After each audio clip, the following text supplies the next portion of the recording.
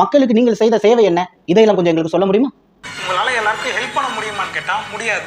உதவி செய்ய வந்தவன் வீடியோ எடுத்து போடுறான், அதனால அவன் ட்ரெண்ட் ஆகுறான், ஃபேமஸ் ஆகுறான். கோவிலுக்கு வந்து பிச்சை போட்டுட்டு யாருக்குமே தெரியாம போறவன் வந்துட்டு புனிதமான ஆளா? அவர் ஏ கேடறான். ஆனா வீடியோ எடுத்து போடுறவர் பி கேடர், அவர் வந்துட்டு மோசமா. இது எவ்வளவு பெரிய அநியாயம் தெரியுமா, அக்கிரமம் தெரியுமாங்கிற மாதிரி அடிச்சு விடுறீங்க. ஐயா சாமி குருநாதா, உனக்கு ஒரு விஷயம் புரியல தம்பி. அவன் உதவி செய்ய முன்ன வந்திருக்கான் பாத்தீங்களா, அவன் அந்த கோவில்ல இருக்கிற சாமியை விட மேல. சாமி கூட மறைமுகமா தான் கொடுக்கும், கூரையை பிச்சுட்டு கொடுக்காது. ஆனா இவன் வீட்டு கதவை தட்டி கொடுக்குறான் சார், ஒரு படி மேல. அதை முதல்ல யோசிங்க. பல இடத்துல இவர் சீஃப் மினிஸ்டரா வரணும், இந்த வீடியோவை வந்துட்டு ஷேர் பண்ணுங்க, துணை முதல்வர் கண்ணில் படணும், அப்படி இப்படிலாம் நிறைய பேர் கமெண்ட் பண்றாங்க. ஸோ இதை வச்சு இவங்க பப்ளிசிட்டியாக பாக்குறாங்க. முடிஞ்ச அரசியலுக்கு வாங்க, எங்கெங்கயோ நீங்க போறீங்க. சின்ன சின்ன உதவி பண்ணிட்டு வீடியோ எடுத்து போற செலிபிரிட்டிகளுக்கு உண்மையாலுமே இந்த சமூகத்து மேல அக்கறை இருந்தா அவர் அரசியலுக்கு வரணும்னு உங்கள்கிட்ட சொன்னாரா?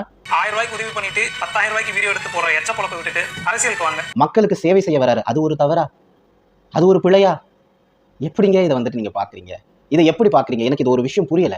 இவங்க அந்த பொண்ணுக்காக ஹெல்ப் பண்ணாங்களா, இல்ல இவங்களோட பப்ளிசிட்டியை டெவலப் பண்றதுக்காக அந்த பொண்ணு இவங்களுக்கு ஹெல்ப் பண்ணிச்சா? மக்களுக்காக நலன் செய்ய வருபவரை இந்த அளவுக்கு செருப்படி அடிச்சீங்கன்னா நாளைக்கு ஒருத்தனும் வரமாட்டான். அந்த பொண்ணை இவனுக்கு யூஸ் பண்ணி பப்ளிசிட்டி டெவலப் பண்ணிட்டாங்கன்னு சொல்லலாம். நீங்க நல்லது செய்யறேன்னு சொல்லிட்டு மக்களுக்கு அநியாயம் பண்ணிட்டு இருக்கீங்க. நீங்க நல்லா நோட் பண்ணி பாருங்க, லாரன்ஸோட புது படம்